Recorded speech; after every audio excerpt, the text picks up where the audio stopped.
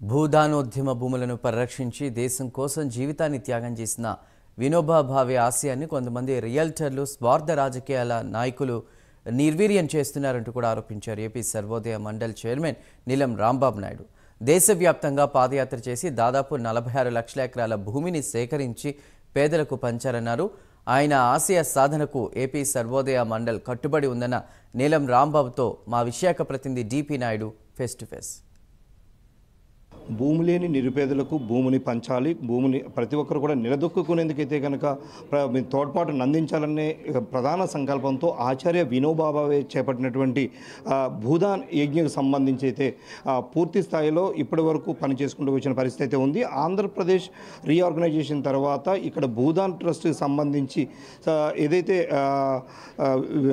సర్వసేవా సంఘం సంబంధించి ఇక్కడ ఎవరిలో లేకపోవడంతో అయితే కనుక భూదాన్ యజ్ఞ బోర్డులో ఉన్నటువంటి భూములను అన్యాక్రాంతం చేస్తున్నారంటూ కూడా ఇప్పటికే పలు వార్తలు రావడం సంచలనంగా మారింది. దీనిపై పవన్ కళ్యాణ్ ప్రత్యేకమైన దృష్టిని సారించడంతో అయితే మళ్ళీ దీనిపై అయితే మాత్రం ఊపందుకున్న పరిస్థితి కనిపిస్తుంది.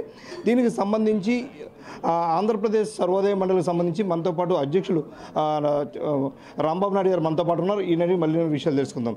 ఏదైతే సర్వోదయ మండలికి సంబంధించి రాష్ట్ర వ్యాప్తంగా భూములు అన్యాక్రాంతం అవుతున్నాయని కూడా చెప్పడం జరిగింది. దీనిపై డిప్యూటీ సీఎం పవన్ కళ్యాణ్ కూడా ఒక సంచలన ఆరోపణలు కూడా చేయడం జరిగింది. దీన్ని ఏ విధంగా చూడొచ్చు అంటారు? అవునండి, ఆచార్య వినోబా భావే గారు ఒక మహా సంకల్పంతో ఆంధ్రప్రదేశ్ రాష్ట్రం ద్వారా ప్రత్యేకంగా ఆంధ్రప్రదేశ్ రాష్ట్రంలో భూదాన్ పోచంపల్లి అనే ఒక ప్రాంతం నుండి అప్పటి కంబైన్డ్ ఆంధ్రప్రదేశ్లో ఆయన ఉద్యమానికి తొలి స్పందన ఇక్కడ దొరికింది. అలాంటి స్పందనని బేస్ చేసుకుని ఆంధ్రప్రదేశ్ రాష్ట్ర వ్యాప్తంగా లక్షలాది ఎకరాలు అంటే దాదాపు 3 లక్షల ఎకరాలని ఆయన దాతల ద్వారా సేకరించడం జరిగింది. దానిలో కేవలం ఒక 30 నుండి 40,000 ఎకరాల వరకు మాత్రమే ఆయన బ్రతికున్న కాలంలో పంచిపెట్టడం జరిగింది.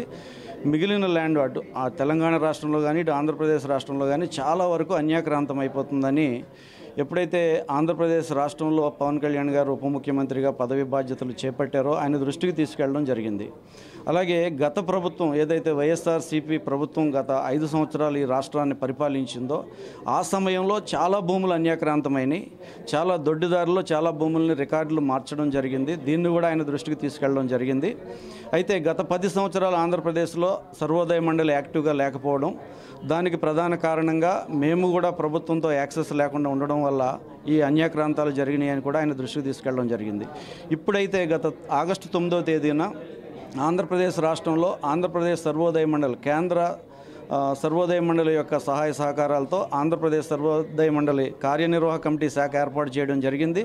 ఇప్పుడు మేము రాష్ట్ర వ్యాప్తంగా తిరిగి ప్రతి జిల్లాని సందర్శించి ఆ జిల్లాలో ఉండే రెవెన్యూ రికార్డ్స్లో భూదాన భూములు ఎంతవరకు ఉన్నాయి, ఏ సర్వే నెంబర్స్లో ఉన్నాయి, వాటి పరిస్థితి ఏంటి అనే వివరాలను సేకరించి ప్రభుత్వానికి అధికారులకి వారి దృష్టికి తీసుకెళ్లి వాటిని సంరక్షించమని విజ్ఞాపన చేస్తున్నాము. వాటిని సంరక్షించడం ద్వారా ఏదైతే ఆచార్య వినోబా భావే గారి ప్రధానమైన లక్ష్యం ఉందో భూమి లేని వారికి భూమిని, ఇల్లు లేని వారికి ఇల్లుని పంచాలనే ప్రధాన లక్ష్యం ఏదైతే ఉందో ఆ లక్ష్యాన్ని నెరవేర్చడానికి ఆ భూములన్నిటినీ నిరుపేదలకు చేర్చడానికి మా ఆంధ్రప్రదేశ్ సర్వోదయ మండలి శాఖ ప్రయత్నం చేస్తుంది. అంటే మనం చూసుకున్నట్టయితే కనుక ఇప్పటికే భూదాన యజ్ఞబోర్డుకు సంబంధించి చాలా వరకు భూములు కొంతమంది కబంధ హస్తాల్లో ఉన్నాయంటూ కూడా తెలియజేసిన పరిస్థితి ఉంది. అయితే ఈ నేపథ్యంలో వీటినన్నింటినీ మళ్ళీ తిరిగి రాబట్టేందుకు ఏమైనా అవకాశాలు ఉన్నాయో, దీనిపై ఏ విధమైన పోరాటం సాగనుంది? ఖచ్చితంగా గత ప్రభుత్వంలో చాలా భూములు అధికార మార్పిడి జరిగినాయి. అది ఎవరెవరైతే వాళ్ళు ఎంత పెద్దవాళ్ళైనా కానీ, ఎందుకంటే ఇది భూదాన్ గ్రామదాన్ అనే ఒక చట్టం ద్వారా భూదాన్ యజ్ఞ బోర్డుకి సంక్రమించబడిన ల్యాండ్ కనుక దీనిని ఎవరో స్వీకరించడానికి కానీ ఎవరో అన్యాక్రాంతం చేయడానికి కానీ ఎట్టి పరిస్థితుల్లో అవకాశం లేదు. అలాగే గత ప్రభుత్వంలో ఏ భూములైతే ఇతర వ్యక్తులకి బదలాయించబడ్డాయో వాటన్నిటి వివరాలను మేము సేకరిస్తున్నాం. వాటన్నిటిని కూడా రానున్న రోజుల్లో న్యాయస్థానాల దృష్టికి ఫస్ట్ ప్రభుత్వం దృష్టికి తీసుకెళ్తాం, అధికారుల దృష్టికి తీసుకెళ్తాం. అధికారులు స్పందించి ప్రభుత్వం స్పందించి మాకు న్యాయం చేస్తే మా భూదాన్ భూముల్ని తిరిగి మరలా మాకు స్వాధీనపరిస్తే చాలా సంతోషం.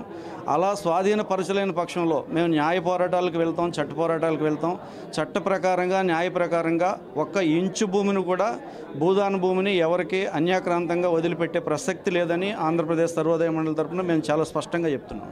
అంటే మనం చూసుకున్నట్టయితే ఉమ్మడి ఆంధ్రప్రదేశ్ ఉన్నప్పుడు ఉన్నటువంటి సర్వోదయ మండలి కావచ్చు, లేదంటే రీఆర్గనైజేషన్ తర్వాత సర్వోదయ మండలిలో నకిలీలు ఎంటర్ అయ్యారంటూ కూడా వచ్చిన వార్తలపై అయితే మాత్రం ప్రభుత్వం కూడా తీవ్రంగా స్పందించిన పరిస్థితి. ఇప్పుడు ఆ నకిలీల పరిస్థితిని, ఆ నకిలీలపై ఎటువంటి పోరాటం చేయాలనుకుంటున్నారు? ఎస్, ఖచ్చితంగా అండి. ఇప్పుడు చాలామంది ఇక్కడ ఉండే నిర్లిప్తతని ఆధారంగా చేసుకొని, దాన్ని అవకాశంగా చేసుకొని కొంతమంది నకిలీ వ్యక్తులు ప్రొసీడింగ్స్ రూపంలో కానీ, ఇది భూదాన భూమిని మేము పంచుతున్నామని ప్రజల్ని మభ్యపెట్టే రూపంగా కానీ చాలా అన్యాయాలకి, అన్యాక్రాంతాలకి పాల్పడుతున్నారు. వాళ్ళందరికీ ఆంధ్రప్రదేశ్ సర్వోదయ మండలి తరపున మేము ఒకటే హెచ్చరిక జారీ చేస్తున్నాం, మీరు అలాంటి పనులు చేయొద్దు. ఎందుకంటే వినోబా భావే గారికి చాలా చెడ్డ పేరు వస్తుంది దానివల్ల.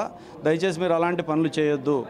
ఏదైతే సామాన్య ప్రజలకి, భూమి లేని వారికి, ఇళ్ళు లేని వారికి స్థలాలను కేటాయించాలని ఏకైక లక్ష్యంతో భూదాన యజ్ఞ బోర్డు నిర్మాణం కానీ, సర్వోదయ మండలి నిర్మాణం కానీ జరిగిందో, అదేవిధంగా ఒకవేళ ఆ భూముల్లో నిజంగా నిరుపేదలుంటే మా పరిశీలన ద్వారా మేము కేంద్ర నాయకత్వం దృష్టికి తీసుకెళ్ళి ఇక్కడ నిరుపేదలే ఉన్నారు, వాళ్ళకి చట్టబద్ధంగా మళ్ళీ తిరిగి ఆ ల్యాండ్ని కేటాయించే ప్రయత్నం చేస్తాం. కానీ అన్యాక్రాంతం రూపేణా మాత్రం ఒక ఇంచు జాగాను కూడా మేము ఎవరికి వదిలిపెట్టామని చెప్పి సర్వోదయ మండలి తరపున చాలా స్పష్టంగా చెప్తున్నాం. చూసుకున్నట్టయితే కనుక ఆచార్య వినోబా భావే ఒక మంచి సంకల్పంతో నిరుపేదలందరికీ కూడా భూమిని చేకూర్చాలి, అదేవిధంగా నిరుపేదలైన వారికి ఇల్లును చేకూర్చాలని ఒక మంచి సంకల్పంతో చేపట్టినటువంటి కార్యం నిర్వీర్యమవుతుందని, దీన్ని ఏదైతే సర్వసేవా సంఘం నుంచి కేంద్రంలో కావచ్చు, లేదంటే కనుక ఏపీ వ్యాప్తంగా కూడా దీన్ని మేము పూర్తి స్థాయిలో మేము పరిరక్షిస్తామని, ఈ భూములన్నీ కాపాడి నిరుపేదలకైతే కనుక ఖచ్చితంగా అందజేసేందుకు తన వంతు సహకారం చేస్తామని, దీనికి డిప్యూటీ సీఎం పవన్ కళ్యాణ్ పూర్తి సహాయ సహకారాలు అందిస్తామని హామీ కూడా ఇచ్చిన నేపథ్యంలో